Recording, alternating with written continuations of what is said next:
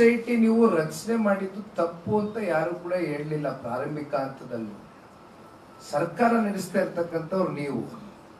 ಈಗ intelligence report ಇರ್ಬೋದು ಅಥವಾ ಇನ್ನು ಹೆಚ್ಚಿನ ಇದ್ರ ಬಗ್ಗೆ ಮಾಹಿತಿಯನ್ನ ಪಡ್ಕೊಳ್ತಕ್ಕಂಥದಕ್ಕೆ ಸರ್ಕಾರಕ್ಕೆ, ಮುಖ್ಯಮಂತ್ರಿಗಳಿಗೆ ಮತ್ತು ಉಪಮುಖ್ಯಮಂತ್ರಿಗಳಿಗೆ ಇವ್ರಿಗೆಲ್ರಿಗೂ ಒಂದು ಅವಕಾಶ ಇದೆ.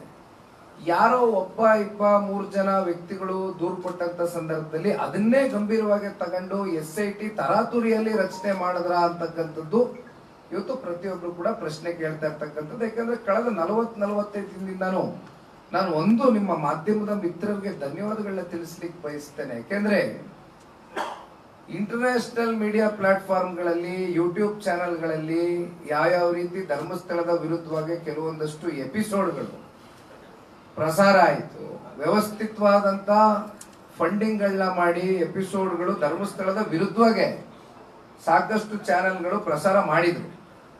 ಆದರೆ ತಾವುಗಳು ಮಾಧ್ಯಮದ ಮಿತ್ರರು, regional media friends, especially regional ಮೀಡಿಯಾದ ಮಾಧ್ಯಮದ ಮಿತ್ರರು ತಾವೆಲ್ಲರೂ ಗ್ರೌಂಡ್ ರಿಯಾಲಿಟಿಯನ್ನ ತೆಗೆದು ಜನಗಳ ಮುಂದೆ ಇಡ್ತಕ್ಕಂಥ ಕೆಲಸ ಮಾಡಿದ್ರಿ. ಸರ್ಕಾರಕ್ಕೂ ಕೂಡ ಎಚ್ಚರಿಸ್ತಕ್ಕಂಥ ಕೆಲಸವೂ ಕೂಡ ಮಾಡಿರ್ತಕ್ಕಂಥವ್ರು ನೀವು.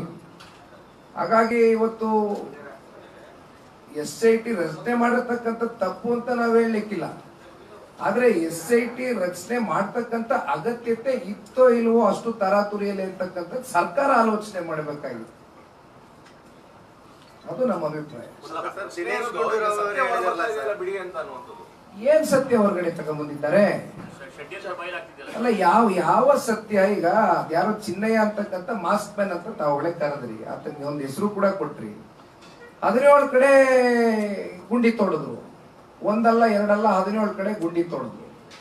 ಆದ್ರೆ ಆತ ಯಾವ್ದೋ ಒಂದು ಬುರುಡೆ ಕೈಯಲ್ಲಿ ಎತ್ಕೊಂಡ್ ಬಂದ ಅಂದಾಗ ಆ ಚಿನ್ನಯ್ಯ ಅಂತಕ್ಕಂಥ ವ್ಯಕ್ತಿಯ ಹಿನ್ನೆಲೆ ಏನೋ, ಅವನ ಉದ್ದೇಶ ಏನೋ, ಜೊತೆಲೆ ಆ ಬುರುಡೆದೊಂದು FSL ರಿಪೋರ್ಟ್ ಮಾಡಿ ತದನಂತರ ಇವೆಲ್ಲವೂ ಕೂಡ SIT ಮಾಡ್ತಿರೋ ಅಥವಾ ಮುಂದಿನ ದಿನಗಳಲ್ಲಿ ನಿಜಕ್ಕೂ ಸತ್ಯಾಸತ್ಯತೆ ಪಾರದರ್ಶಕವಾಗಿ, ನ್ಯಾಯಸಮ್ಮತವಾಗಿ, ನ್ಯಾಯಬದ್ಧವಾಗಿ ಇದು ಹೊರಗಡೆ ಬರಬೇಕು ಅಂತಕ್ಕಂಥದ್ದಾದ್ರೆ 7.5 ಕೋಟಿ ಕನ್ನಡಿಗರು ಮತ್ತೆ ಭಕ್ತಾದಿಗಳು ಎಲ್ಲರೂ ಕೂಡ ಇವತ್ತು ಸರ್ಕಾರ ಇವತ್ತೇನು SIT ರಚನೆ ಮಾಡಿದ್ದಾರೆ, SIT ಮೇಲೆ ಯಾರು ಕೂಡ ಇನ್ನು ಹೆಚ್ಚಿನ ನಿರೀಕ್ಷೆಯನ್ನ ಇಟ್ಕೊಳ್ತಕ್ಕಂಥದ್ದು ಆಗೋದಿಲ್ಲ. ಈ ವಿಚಾರಕ್ಕೆ ಸಂಬಂಧಪಟ್ಟಂತೆ ಇದನ್ನ ನ್ಯಾಷನಲ್ ಇನ್ವೆಸ್ಟಿಗೇಷನ್ ಏಜೆನ್ಸಿಗೆ NIAಗೆ ಕೊಡ್ತಕ್ಕಂಥದ್ದು ಸೂಕ್ತ ಅಂತಕ್ಕಂಥದ್ದು ನಮ್ಮ ಎಲ್ಲರ ಅಭಿಪ್ರಾಯ. ನಾವು ಇದನ್ನ ಒತ್ತಾಯ ಮಾಡ್ತೀವಿ.